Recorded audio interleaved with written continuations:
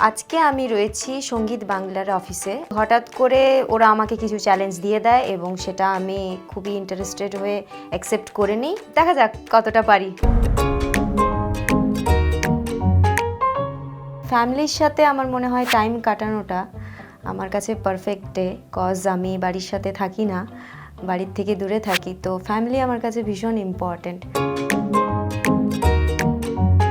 Definitely মানে আমি experienced বলবো, খুব ভালোভাবে, ভালো খারাপ দুটো মিলিয়ে মিশিয়ে, এবং আমি ভীষণ বিশ্বাস করি, এক্স্যাক্টলি আমি সেটাই বিশ্বাস করি।